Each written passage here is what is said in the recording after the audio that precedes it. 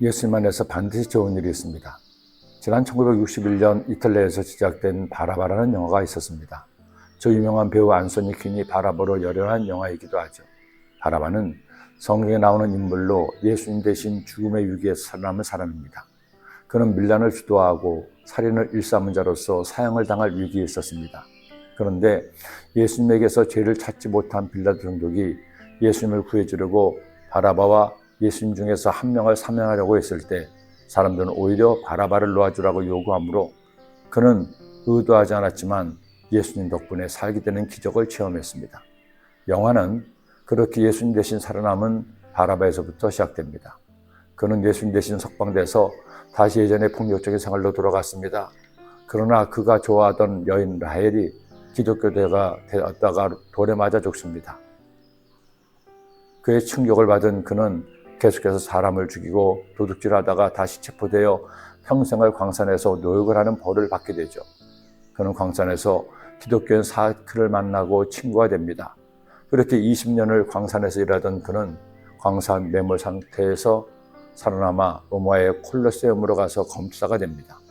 그리고 친구 사크는 죽음을 당하지만 바라바는 회심하여 예수님을 믿게 되고 결국 순교가 된다는 줄거리의 영화였습니다. 물론 이 영화의 내용은 사실이 아닙니다. 성경에 그런 얘기가 나오지 않습니다. 단지 작가의 상상력이 만들어낸 소설을 영화로 만든 것이죠. 그런데 그 영화를 보면 그럴 수도 있겠다는 생각을 하게 되는 영화이기도 합니다. 중요한 사실은 이것입니다. 예수님께서 당신의 생명을 우리를 위해 주시면서 그 덕분에 마지막으로 살아난 이가 바라바라는 사실이죠. 물론 우편 강도도 구원을 받았지만 그는 영혼만을 구원받았지 육체는 죽음을 당했습니다. 그런데 바라바가 구원받은 것은 그가 잘나서가 아니었습니다. 훌륭한 업적을 남겼어도 아니었죠. 오직 한 가지 이유, 예수님 때문에 예수님을 대신해서 살아남은 것이었습니다. 오늘 말씀에는 예수님의 마지막 순환의 장면이 나옵니다. 예수님께서 어떻게 빌라도의 재판을 받으셨는지, 유대인들이 예수님을 어떻게 정죄했는지, 결국 사형 선고를 받으신 예수님이 어떻게 십자가에 달려 죽었는지 말씀을 통해 알 수가 있습니다.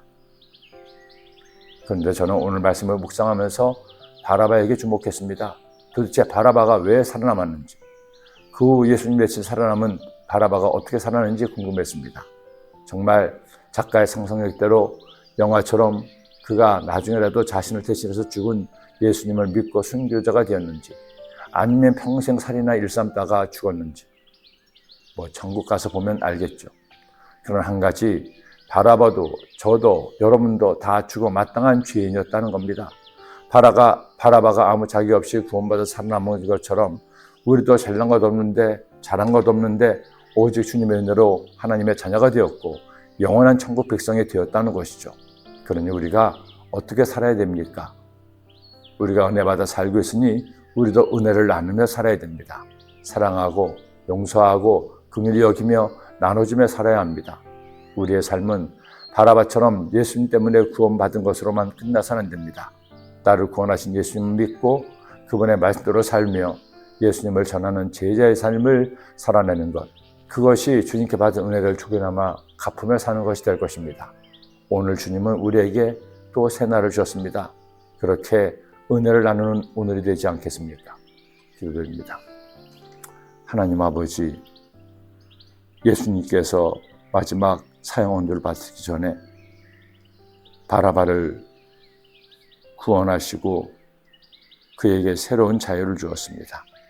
우리도 살아갈 동안에 주님으로 인해서 죄로부터 자유를 얻게 되었으니 의로운 삶을 살게 하시고 주님을 예배하는 죄 백성이 되게 하여 주옵소서. 예수님의 이름으로 기도드립니다.